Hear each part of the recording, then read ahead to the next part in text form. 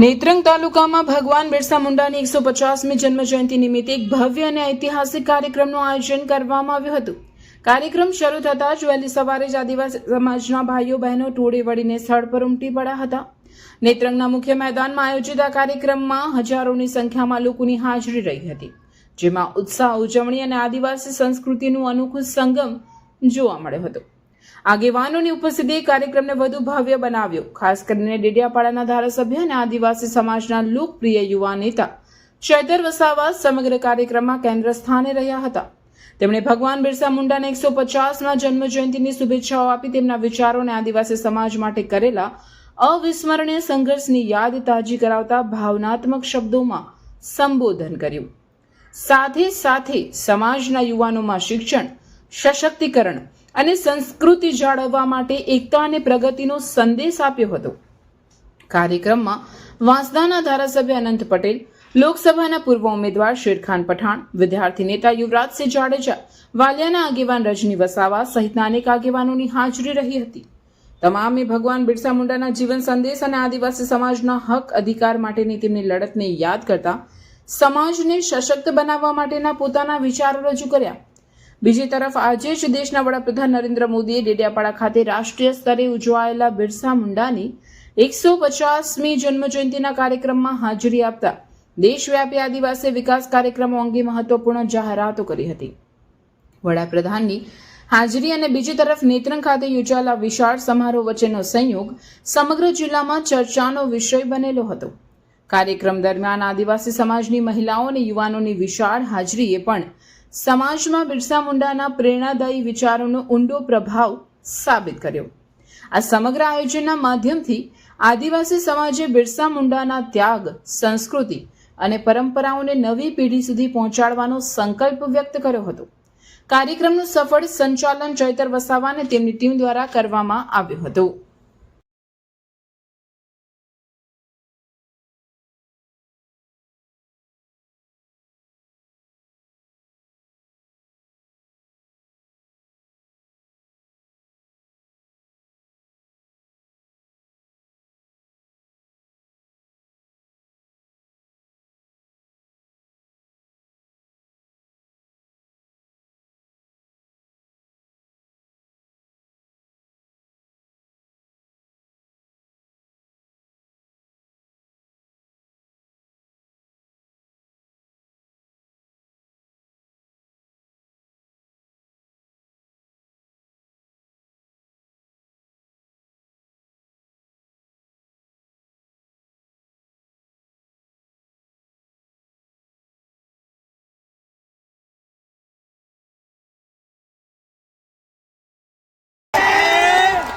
સાથીઓ, જે આપણી રીત પરંપરાઓ છે, આપણો જે પહેરવેશ છે, આપણા પૂર્વજો આઝાદી પહેલા ઓળખી કાઢતા હતા। ગોરા અંગ્રેજો આવ્યા, એમના પહેરવેશ, એમની બોલી પરથી આપણા પૂર્વજો જાણી ગયા કે આપણા દુશ્મન છે।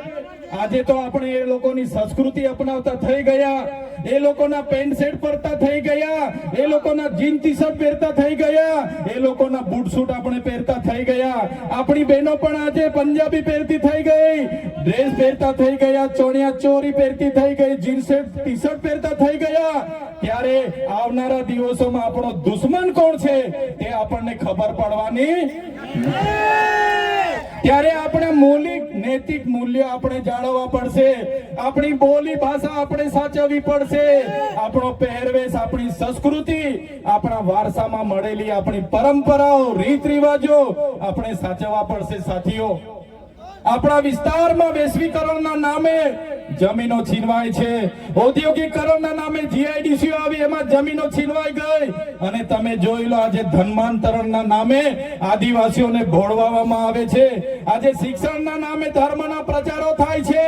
ત્યારે મારા આદિવાસી સાથીઓને કહેવા માંગુ છું, જે દિવસે આપણે આજે આદિવાસી તરીકે મટી જઈશું તે દિવસે આપણું અનામત પણ આપણને મળવાનું નથી, તે દિવસે આપણે જમીનો પણ બચાવી નથી શકવાના, સંવિધાને આપેલી જળ, જંગલ, જમીન પરના અધિકારો પણ નથી।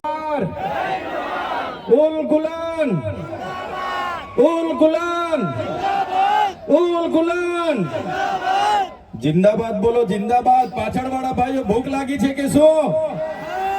થાકી ગયા કે શું? ઉલ ગુલાન, ઉલ ગુલાન, ઉલ ગુલાન.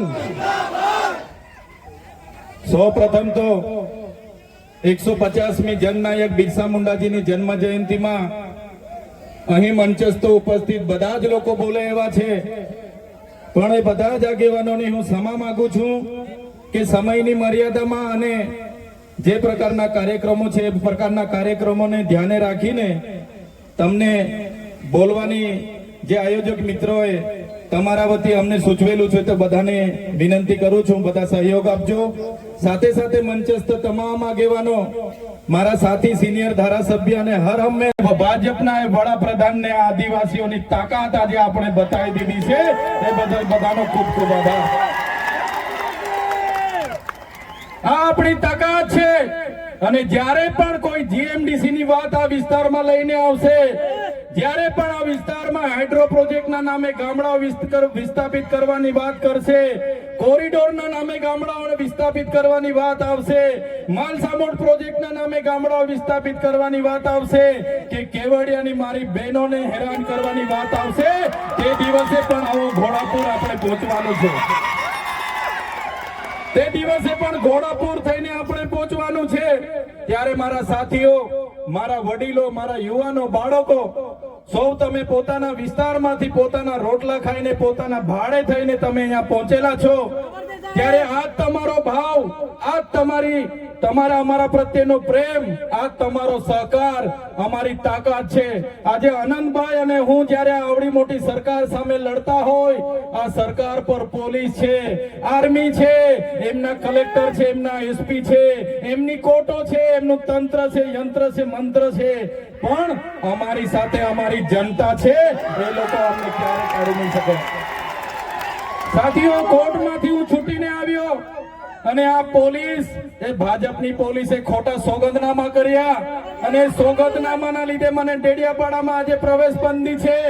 અને હું રાજપીપળા રેમ છું, ત્યાં પણ કેટલાક પોલીસ અધિકારીઓને ભાજપના નેતાઓ કહે છે કે આને નર્મદામાંથી પણ બહાર કાઢો. ત્યારે નેતાઓને હું કહેવા માંગુ છું, તમે મને ડેડિયાપાડામાંથી બહાર કાઢશો, તમે મને નર્મદામાંથી બહાર કાઢશો, અમે અમારા લોકોના દિલમાં વસેલા છે, ત્યાંથી ક્યારે બહાર નથી કાઢી શકવાના. અમે અમારા લોકોના દિલમાં વસેલા છે, ત્યાંથી કોઈની તાકાત નથી કે અમને તેમાંથી બહાર કાઢી શકે. ત્યારે સાથીઓ, હમણાં આપણો બધાનો વિરોધ જોઈને, આપણી બધાની કામગીરી જોઈને આ લોકોએ હમણાં મંત્રીમંડળ બદલ્યું, બધા મંત્રીઓને બદલી કાઢ્યા. આપણા વિસ્તારમાં પણ 4 રબર સ્ટેમ્પ મંત્રીઓને રાખી દીધા છે. ત્યારે આ સરકારને કહેવા માંગીએ છીએ, ભેંસ દૂધ ઓછું આપે તો ત્યારે ભેંસના ખીલા બદલવાથી દૂધ વધતું, ભેંસ દૂધ ઓછું આપે એના ખીલા બદલવાથી ભેંસનું દૂધ વધતું. આવનારા દિવસોમાં સરકારને કહીએ છે, મંત્રીઓ બદલવાથી અમારો કોઈ વિકાસ થવાનો નથી. 2027માં અમે સરકાર બદલી દેવાના છે. બદલી દેશું ને આપણે? તૈયાર છો બધા? ત્યારે આ સરકારને ખબર પડશે કે સરકાર બદલવા વાળા આવી ગયા છે. ત્યારે સાથીઓ, વધારે વાતો નથી કરતા, હજુ આપણે અહીંથી રેલીનું પ્રસ્થાન કરવાનું છે. આજે વડાપ્રધાન નરેન્દ્રભાઈ મોદીજી ડેડિયાપાડામાં આવે છે એમ કરીને પરવાનગી તો માંગવાની હોતી નથી અમારે, છતાં પોલીસ વિભાગ અને વહીવટી તંત્ર દ્વારા કહેવામાં આવ્યું કે જેમ બને તેમ પ્રોગ્રામ પતાવજો. ત્યારે એમને કહેવા માંગીએ છીએ, અમારો જે વડાપ્રધાનનો કાર્યક્રમ છે એમાં આગળ કીધું એમ પોલીસ 7000 છે, આંગણવાડી કર્મચારીઓ આ લાભાર્થી તે લાભાર્થી કરીને ભીડ કરશો, પણ આ ઓરિજિનલ આદિવાસીઓની ભીડ જોઈ લો, એ જ અમારી તાકાત છે. ત્યારે સાથીઓ,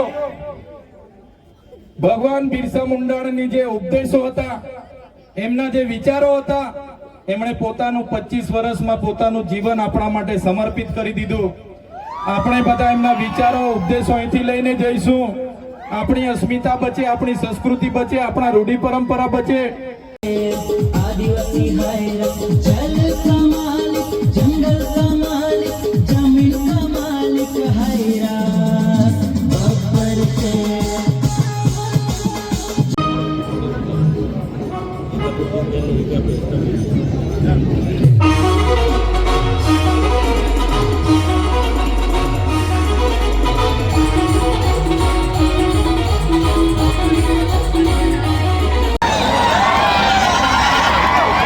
આપણી વચ્ચે આપણા લોક લાડીલા ધારાસભ્ય 1 મિનિટમાં